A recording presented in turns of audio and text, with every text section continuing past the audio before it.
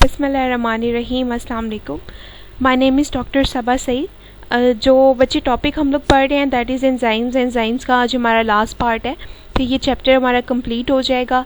Enzymes का मैं आपको एक ओवरव्यू दे देती हूँ। जो पीछे हम लोगों ने चैप्टर में पढ़ा था उसमें हम लोगों ने बच्चे सबसे पहले तो ये पढ़ा था कि एंजाइम्स होते क्या हैं, फिर हमने उनका डिफरेंस देखा था, फिर उसकी प्रॉपर्टीज़ देखी थी, फिर हमने कुछ वीडियोस आपसे शेयर की थी जिसमें activation energy, active site, substrate, क्लियन थ्योरी, इनके बारे में सब कुछ डिटेल में था। फिर उसके बाद हमारा एक और लेक्चर था जिसमें हमने डिस्कस की थी क्लासिफिकेशन ऑफ एंजाइम्स काफ़ी डिटेल में। उसमें मैंने आपको एक वीडियो शेयर की थी ओवर द हिल वाली, जिसमें निमोनिक था। आप याद रख सकते थे कि एंजाइम को हमने कैसी क्लासीफाई करना है, जिसमें ओ फॉर ऑक्सीडोरिडक्टेसिस था, टी फॉर ट्रांसफरेसिस था, हिल में एच फॉर हाइड्रोलिसिस था, आई फॉर आइसोमेरेसिस था, फिर देन लाइजेस था और लाइगेजेस था। ऑक्सीडोरिडक्टेसिस आपको किस तरह याद रहेगा वो मैंने आपको डिटेल्स बताई थी सारी। उसके बाद मैंने आपसे कुछ इंपॉर्टेंट डेफिनेशंस शेयर की थी। जो इंपॉर्टेंट डेफिनेशन में हाइड्रोलिसिस था, hydrolysis reaction use water to break down polymers into monomers and is the opposite of dehydration. Synthesis which form water when synthesizing a polymer from monomer. Hydrolysis reaction break bonds and release energy. अब बच्चे hydrolysis जो है वो in the presence of water क्या करता है, एक complex substance को ब्रेक डाउन कर देता है सिंपलर सब्सटेंसेस में। देन कम्स हमारे पास एक और मैंने आपसे डेफिनेशन शेयर की थी ऑक्सीडेशन की और रिडक्शन की। जब इलेक्ट्रॉन लूज हो रहे होते हैं तो दैट्स कॉल्ड ऑक्सीडेशन, और जब गेन हो रहे होते हैं तो दैट्स कॉल्ड रिडक्शन। और इलेक्ट्रॉन्स जो है वो एटम्स जो हैं वो इलेक्ट्रॉन्स गेन या लूज़ क्यों करते हैं बच्चे? एटम्स इलेक्ट्रॉन्स गेन या लूज़ इसलिए करते हैं ताकि वो स्टेट ऑफ स्टेबिलिटी अटेन कर सके। क्या कर सके? स्टेबल हो सकें। या तो उनमें एक्स्ट्रा होगा इलेक्ट्रॉन जो उसने किसी और को शेयर करना होगा एटम ने, तो भी उसमें स्टेबिलिटी आती है, या उसमें कम होगा तो उसने किसी और से गेन करना होगा तो भी उसमें स्टेबिलिटी आती है। ये ऑक्टेट और डुप्लेट रूल आप लोगों ने केमिस्ट्री में पढ़े होंगे। Then comes redox reaction. Redox reaction वो होता है जिसमें ऑक्सीडेशन भी हो रही होती है और रिडक्शन भी हो रही होती है। रिनिन, पेप्सिन, दो इम्पॉर्टेंट एंजाइम्स, एक का जो काम है वो मिल्क को प्रेसिपिटेट करना है और दूसरे का काम जो है वो डाइजेस्ट करना है प्रोटीन्स को। Then comes classification of enzyme. Classification of enzyme के दो मेथड थे, एक था ओल्ड मेथड और एक था new method. Old method was classification on the basis of substrate and new method was classification on the basis of their action. ये हम लोगों ने डिटेल में पढ़ लिए थे बच्चे। Then comes function of enzymes. Function of enzyme क्या क्या है? फंक्शन ऑफ एंजाइम बच्चे है decrease in activation energy, digestion, cheese making, sweetener, as a detergent, as a drug for cancer treatment, curing of diseases, blood clotting, alcoholic beverages, meat tenderizing. ये बच्चे activation energy की मैंने आप लोगों से एक वीडियो शेयर की थी जिसमें कंसेप्ट के लिए ये बताया गया था कि एक पहाड़ है और उस पहाड़ के ऊपर से हमने स्नो बॉल नीचे लेके जानी है। तो वो जो स्नो बॉल को पहाड़ की पीक तक पहुंचाने के लिए जो एनर्जी चाहिए होती है वो एक्टिवेशन एनर्जी होती है, और अगर वहाँ से हम बॉल को फेंक दें तो बॉल खुद ब खुद ड्रैग होते हुए नीचे आ जाएगी। तो एक्टिवेशन एनर्जी क्या हुई? एक्टिवेशन एनर्जी वो एनर्जी हुई the energy which is required to initiate the reaction. और फिर हमने ये देखा कि जो एंजाइम है वो एक बड़ी पीक को नीचे लेके आते हैं और जो रिएक्शन होता है वो जल्दी हो जाता है। किस वजह से? क्योंकि वो डिक्रीज कर देते हैं, कम कर देते हैं एक्टिवेशन एनर्जी को। Then comes digestion. इसमें हमने एक वीडियो देखी थी, आपको याद हो तो अगर, कि what happen to food we eat, कि जो हम खाना खाते हैं उसके साथ क्या होता है, और वो खाना जैसे ही स्टमक में जाता है तो उसके ऊपर HCl एक्ट करना शुरू हो जाता है। तो इस HCl के रिएक्शन, फूड पे रिएक्शन को जो चीज़ तेज़ करती है वो क्या चीज़ है जी? वो चीज़ है enzymes. Enzymes play an important role in digestion for the conversion of large complex and non-diffusible molecules into smaller, simple and diffusible molecules. इसमें ट्रिप्सिन, लाइपेज और अमाइलेज आ जाता है. अब जिस तरह लाइपेज जो है वो ब्रेक डाउन करता है किसकी, फैट्स की इनटू फैटी एसिड्स. इस तरह हमने और क्या देखा था कि अमाइलेज है, अमाइलेज क्या करता है, ग्लूकोज को ब्रेक डाउन करता है स्मॉलर पार्टिकल्स में, that is glycogen, and glycogen के साथ प्रोटीन्स ब्रेन को जाते हैं और ग्लाइकोजन स्टोर हो जाती है लीवर और मसल में as a source of energy. Then comes cheese making. अब जो बच्चे चीज़ हम लोग खाते हैं, मोज़रेला, चेडर और ये सारी चीज़ें जो पिज़्ज़ा में डलती हैं, पास्ता में डलती हैं, वैसे मैन्युफैक्चर्ड मिल जाती हैं हमें, तो इनको इस प्रोसेस को, चीज़ के बनाने के प्रोसेस को तेज़ करता है जो, वो भी एंजाइम्स हैं. As a sweetener, some enzymes are used as a sweetener.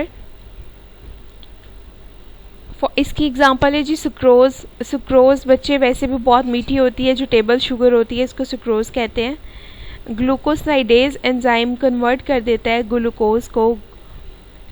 Sucrose को ग्लूकोज में और फ्रुक्टोज में, और ग्लूकोज जो है वो 72% sweeter while fructose is 132% sweet than sucrose. तो ये आप लोगों ने याद रखना है कि कौन सा एंजाइम है जो सुक्रोज को कन्वर्ट कर देता है. इसको आप याद रख लें FG, किस में, फ्रुक्टोज में और ग्लूकोज में.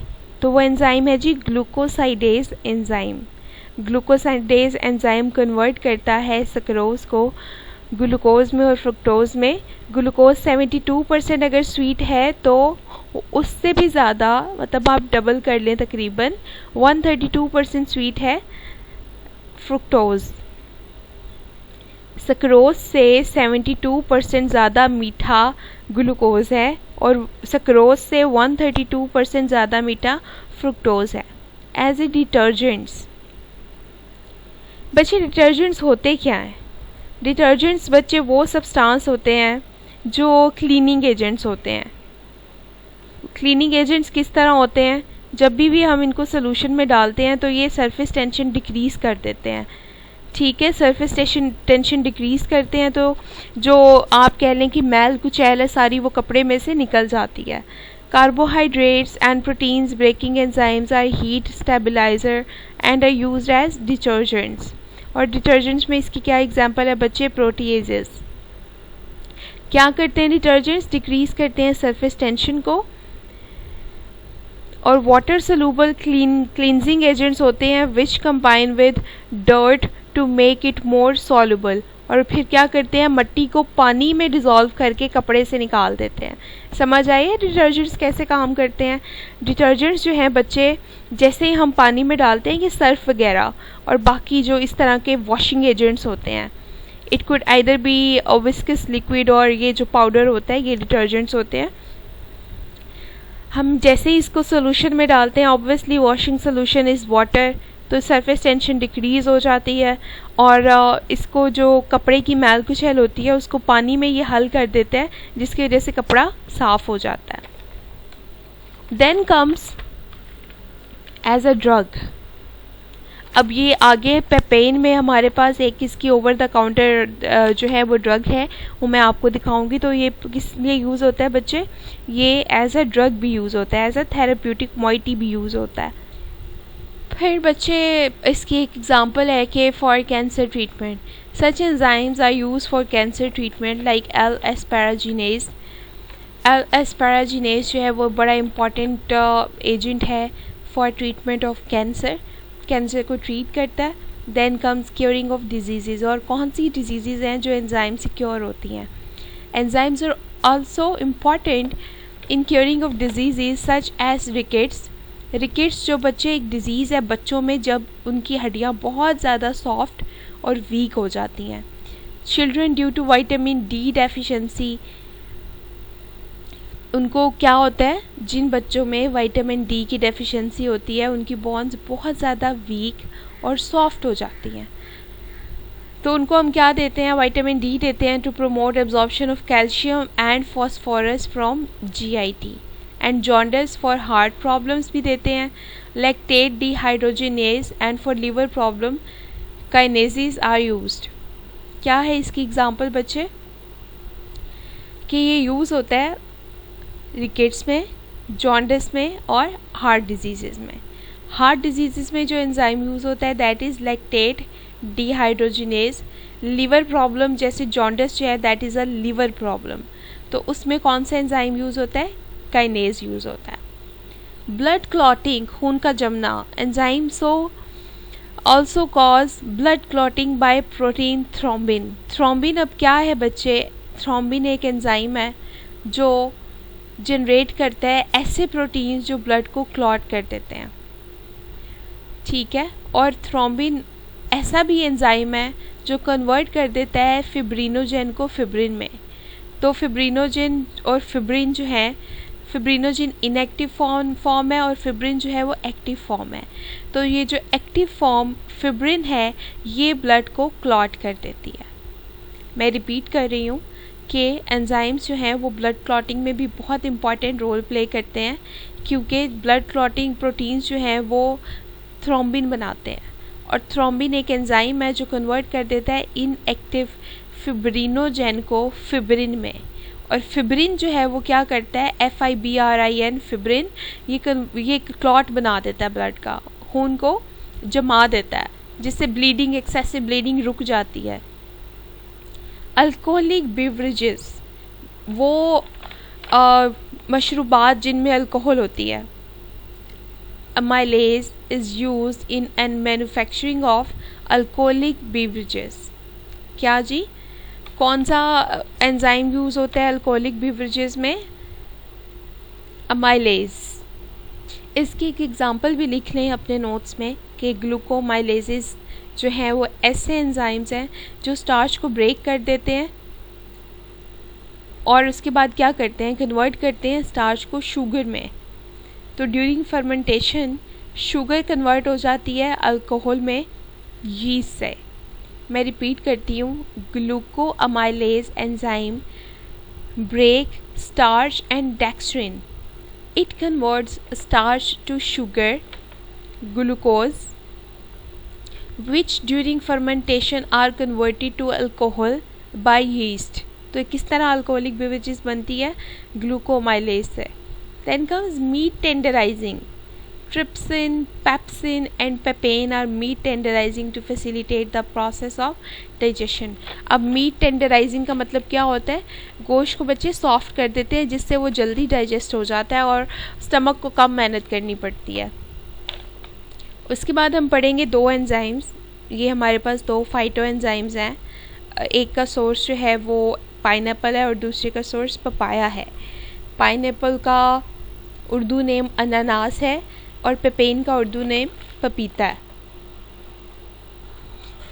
तो ये जी हमारे इसके किसकी कैटेगरी के अंडर आते हैं? ये फाइटो एंजाइम्स हैं। फाइटो जो है प्लांट की तरफ इंडिकेट करता है। Enzymes obtained from plant source are called phyto enzymes. इसकी एग्जांपल में क्या आता है? ब्रोमिलेन और पेपेन। ब्रोमिलेन या ब्रोमिलिन बच्चे ये एक प्रोटीन डाइजेस्टिंग एंजाइम है। It is milk clotting enzyme. क्या करता है? मिल्क को क्लॉट कर देता है, मिल्क की फुटकड़ियाँ सी बना देता है बच्चे। जिस तरह जमने के बाद होता है उसका टेक्सचर होता है मिल्क का, तो इसका क्या एक काम है? It is milk clotting protein. इसी वजह से ये इस्तेमाल होता है चीज़ मेकिंग में। किस वजह से एंजाइम्स यूज़ होते हैं चीज़ मेकिंग में? Because they have ability to clot milk. इसका सोर्स क्या है?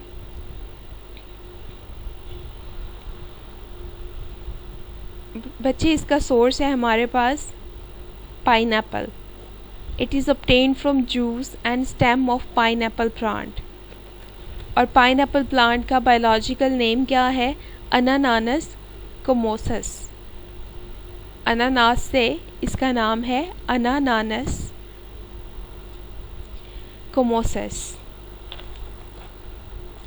मैं रिपीट कर रही हूँ कि it is obtained from juice and stem of pineapple plant अनानास कोमोसस या अनानास कोमोसस, दोनों नाम आप लिख सकते हैं, अनानास कोमोसस और अनानास कोमोसस। इसकी फैमिली है ब्रोमीलिएसी। क्या है इसकी फैमिली? ब्रोमीलिएसी। और बच्चे ये प्रिपेयर कैसे होता है? अब ऑब्वियसली ये जूस से बनता है, तो ये ऑब्टेन्ड होगा बाय इंसिजन। हम उसमें इंसिजन करेंगे। इंसिजन का प्रोसेस आपको पता है, जिस तरह हम कट लगाते हैं प्लांट में, उसमें से जूस निकलता है, एक्सुडेट निकलता है, उसको कलेक्ट करते हैं और देन फर्दर प्रोसेस करते हैं। Both ripe and unripe fruit can be used, क्योंकि आपको पता है कि जो पाइनएप्पल है दैट इज़ रिच विद, उसके अंदर बहुत सारा जूस होता है, that is rich with liquid या रिच विद एक्सुडेट या जूस। तो वो जो जूस होता है उसको हम यूज़ करते हैं for manufacturing of this particular enzyme. It is also present in stem of plant. इसका कलर कैसा होता है बच्चे? ये इसका कलर होता है लाइट येलो सा, इसका कलर होता है इस तरह का होता है, येलोइश वाइट लगता है कि थोड़ा थोड़ा सा पीला का और सफ़ेद सा रंग होता है। इसका मोलेकुलर वेट होता है बच्चे 33,000, तकरीबन इसका मोलेकुलर वेट होता है 33,000। इसका मतलब ये है कि ये अच्छा खासा हैवी मॉलिक्यूल है। अब हम देखते हैं इसके यूजेस क्या हैं। It is use to reduce inflammation and oedema. अब क्या होता है बच्चे, ये मैं आपको डेफिनेशंस लिखवा भी चुकी हूँ पहले इन्फ्लेमेशन और एडिमा की। ये जो इन्फ्लेमेशन होती है, ये स्वेलिंग होती है, इसको रिड्यूस करने में ब्रोमीलिन बड़ा इंपॉर्टेंट रोल प्ले करता है। It increase tissue repair and in the production of proteins. Tissue repair करता है तो इसका मतलब क्या है? Healing of damage tissue. क्या करता है? रिकवरी में मदद करता है। किसी के अगर टिश्यूज़ डैमेज हो गए हों तो उसमें हेल्प आउट करता है। It is use for tenderising meat. Meat को टेंडराइज करने में कैसे मदद करता है बच्चे? मीट में आपको पता है कोलेजन होती है, ठीक है, तो ये ब्रेक कर देता है उस कोलेजन को जो मीट में प्रेजेंट होती है, to make it tender and soft. It is use to reduce inflammation. सोजिश वगैरह, स्वेलिंग वगैरह कम करने में मददगार होते हैं, और इन एंजाइम्स को हम यूजली ओरली लेते हैं। Then comes it increase tissue repair. अगर कोई इस तरह की आपको इंजरी हो गई है जिसमें आपके टिश्यू डैमेज हुए हैं तो उसमें भी ये हेल्पफुल होता है। क्यों? क्योंकि ये हीलिंग के प्रोसेस को इंक्रीज़ कर देता है। It is use for tenderising meat. Meat को सॉफ्ट करता है क्योंकि meat is made up of collagen, तो ये ब्रेक कर देता है कोलेजन को। It is used in leather industry. Then it has natural anti histamine properties. बच्चे अब क्या है एंटी हिस्टामीन्स प्रॉपर्टी कौन सी होती हैं? Any drug which block physiological effects of histamine. Histamines किस में यूज़ होती हैं? Histamines are used in allergies. Then it helps to support normal function of respiratory tract. सांस लेने में भी मददगार साबित होते हैं क्योंकि बच्चे ये इम्यूनिटी को इंक्रीज़ करते हैं। तो जब इम्यूनिटी स्ट्रॉन्ग होती है तो ऑब्वियसली सांस लेने में भी इंसान को आसानी होती है, उसका रेस्पिरेशन, उसका ब्रेथ जो है वो रेगुलेटेड होते हैं। Then comes papain. आपको नाम से ही अंदाज़ा हो जाएगा जी, papain comes from papaya. Once in life, या किसी को पसंद होता है तो यूजली इन लाइफ हम सब ने पपाया खाया हुआ है, कि कोई इतना नया फल नहीं है, पाकिस्तान में वैसे भी बड़ा इजीली अवेलेबल है। It is also called vegetable pepsin. इसको जो है ना सब्जियों का पेप्सिन भी कहा जाता है। और ह्यूमन में तो पेप्सिन कहाँ पाया जाता है? ह्यूमन में पेप्सिन पाया जाता है स्टमक में। तो जो इंसानी पेप्सिन का काम है वही बच्चे इस पेपेन का काम है। सब्जियों के पेप्सिन का जो नाम है वो क्या है? पपाया है, पेपेन है। It is obtained from the leaves, roots and latex of fruit of Carica papaya. इसके जो सोर्सेज हैं वो क्या हैं? Leaves, roots and latex of fruit of Carica papaya. इसकी फैमिली इस कैरिका से याद रख लें, कैरिकेसी है। कहाँ कहाँ पाया जाता है? अमेरिका में पाया जाता है, श्रीलंका में, तंजानिया में, हवाई में और फ्लोरिडा में।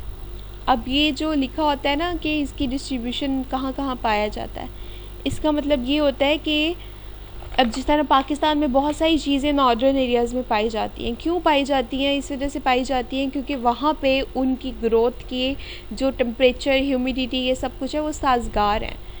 उसकी जो चाहिए उसको ग्रो करने के लिए चीज़ें वो साज़गार हैं। अब पंजाब में आप देखें गंदम अच्छी होती है, क्यों? क्योंकि गंदम को पकने के लिए सनलाइट चाहिए होती है। तो सनलाइट जो है वो साज़गार एक आइडियल कंडीशन है for wheat. Then comes the fruit is about 30 centimeter long and weight is about 5 kg। ये 30 सेंटीमीटर लॉन्ग 30 सेंटीमीटर तक लंबा हो सकता है और इसका वेट जो है वो 5 किलो तक हो सकता है। जैसे तरबूज का भी आप देखें, एक बड़े तरबूज का वेट 5 किलो आराम से होता है, तो पपाया भी अगर बड़े साइज़ में हो तो इसका आराम से वेट 5 किलो तक पहुंच जाता है। ये लेस हैवी है या कम हैवी है एज़ कम्पेयर टू ब्रोमेलिन, और इसका जो मोलेकुलर वेट है वो 2100 है। और बच्चे ये क्रिस्टलाइन फॉर्म में है। जिस तरह आप ये देखेंगे छोटे छोटे क्रिस्टल्स होते हैं ना, छोटे छोटे क्रिस्टल्स जिनमें एक बाकायदा सिमेट्री होती है, उसको क्रिस्टलाइन फॉर्म कहते हैं। It has amorphous light whitish colour.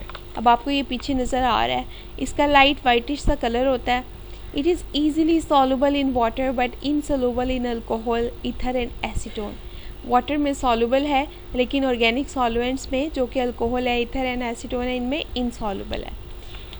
इसकी प्रिपरेशन कैसे करते हैं? लॉन्गिट्यूडनल इंसाइजन, लंबाई में इसको कट्स देते हैं प्लांट को, जो अभी पूरा पका हुआ नहीं होता, चारों साइडों से। और देते भी कब है? जब फ्रूट अभी दरख्त के ऊपर होता है। फ्रूट अभी दरख्त के ऊपर होता है, उसको हम क्या करते हैं? लंबाई में कट्स देते हैं चारों साइडों से। The latex flow but soon coagulants. अब लैटिक्स जो है उसके अंदर से एक लिक्विड फ्लो तो कर रहा होता है, लेकिन जल्दी वो जम जाता है। कोएगुलेट्स का मतलब क्या होता है? जम जाना। The coagulated lumps are dried and purified to give papain. अब आप बच्चे ये देखें कि इसकी कलेक्शन का तरीका सेम वही है जो गम्स की कलेक्शन का तरीका है, क्योंकि गम्स जो है वो भी बहने के बाद जम जाती थी, तो उनको एज इट इज़ जमी हुई शक्ल में ही प्रोसेस किया जाता था। पहले वो विस्कस लिक्विड होती थी, फिर वो क्या हो जाती थी? सॉलिड बन जाती थी। तो इनका भी सेम है कि ये पहले क्या होती हैं? पहले इनमें से जो निकल रहा होता है एक्सुडेट, वो लिक्विड होता है और फिर बाद में जम के क्या बन जाता है जी? लैटिक्स बन जाता है। It contains following enzymes. इसमें कौन कौन से एंजाइम्स होते हैं? पेप्टाइड्स होते हैं, क्लॉटिक एंजाइम्स होते हैं, अमाइलोलिटिक एंजाइम्स होते हैं जो कन्वर्ट करते हैं स्टार्च को किसमें? शुगर में। फैट एंजाइम्स होते हैं वेरी वीक, बहुत कम। लाइपेज होता है जिसे लाइपेज कहते हैं। It digest 300 times of its weight of egg albumin. जो पेपेन है बच्चे, जो पपाया है, ये डाइजेशन को इंक्रीज़ कर देता है। किस तरह? ये कॉन्ट्रैक्शंस को इंक्रीज़ करता है, जिसकी वजह से जो है वो डाइजेशन इंक्रीज़ हो जाती है। तो इन्होंने एग्जांपल देने के लिए कहा है कि अपने वज़न से 300 गुना ज़्यादा वज़न के एग एल्ब्यूमिन को ये डाइजेस्ट कर लेता है। वेजिटेबल का पेप्सिन कौन है? पपाया। पेपेन जो है वो सब्जियों का पेप्सिन है। ये बात आपने याद रखनी है, फिर आपको इसके यूजेस लिखने में भी आसानी होगी, बाकी चीज़ें बताने में भी आसानी होगी। इसकी यूजेस क्या है? डाइजेशन में हेल्प करता है, मीट को सॉफ्ट करने में, एपिसियोटमी में जी बच्चे हेल्प करता है। एपिसियोटमी क्या है? Surgical incision of vulva for obstetric purpose जो है बच्चे, ये प्रेगनेंसी में यूज़ होता है। प्रेगनेंसी में क्या होता है कि जो हमने लेबर पेन इंड्यूस करने के लिए कोई ऐसा कंट्रैक्टर देना होता है जो कंट्रैक्ट करे किसको? वॉल्स ऑफ यूट्रस को। तो वॉल ऑफ यूट्रस को जब कंट्रैक्शन होती है तो ऑब्वियसली लेबर पेन इंड्यूस होती है। तो as a natural pain inducer या as a natural assistant in delivery जो है वो पेपेन है, क्योंकि ये इसमें कोई ड्रग या केमिकल नहीं है, नेचुरली ये कंट्रैक्शंस को इंक्रीज़ करता है जिसकी वजह से लेबर पेन इंड्यूस होती है। इसके अलावा जी इसकी एक एग्ज़ाम्पल है, जो प्रिस्क्रिप्शन इसकी प्रोडक्ट है दैट इज़ कैरोइड और पेपेज। ये देखें, ये पेपेज है, नेचुरल डाइजेस्टिंग एंजाइम है, तो ये ओवर द काउंटर मिल जाती है। That was all for over enzyme. इसके टोटल 4 लेक्चर थे। मैंने बहुत तसल्ली से ये चैप्टर आप लोगों को पढ़ाया है, क्योंकि ये आई गेस आपकी बायोकेमिस्ट्री में भी है और चीज़ें रिपीट हो रही हैं, बार बार सेम चीज़ें हैं। बीच में वीडियोस भी मैंने आपको दिखाई हैं ताकि आपके कंसेप्ट्स मज़ीद क्लियर हो जाए। कुछ नहीं समझ आ रहा बच्चे तो you can ask me and इसको रजिस्टर पे अपने नोट कर लें अपने। और वन मोर थिंग, जब आप लोग लेक्चर लेते हैं तो बच्चे नोट्स अपने सामने रखा करें, क्योंकि जब मैं पढ़ा रही होती हूँ मैं उसी सीक्वेंस से पढ़ा रही होती हूँ जो आपके नोट्स में सीक्वेंस होता है। तो अगर आप अपने नोट्स सामने रख लें तो जो कंटेंट मैं बोल रही होती हूँ वो भी आपके नोट्स से ही होता है। कुछ एडिशनल इन्फॉर्मेशन होती है वो या तो मैं ये स्लाइड्स में पिक्चर्स में ऐड कर देती हूँ या वो मैं आपको वर्बली बता देती हूँ, तो वो आप लोग ऐड कर लिया करें, वरना सब कुछ जो है वो आपके नोट्स में लिखा हुआ है, उसी को मैं जो हूँ वो आपको समझा रही होती हूँ। इसको अपने रजिस्टर में नोट डाउन कर लीजिएगा बच्चे। Best of luck, take care, अल्लाह हाफ़िज़।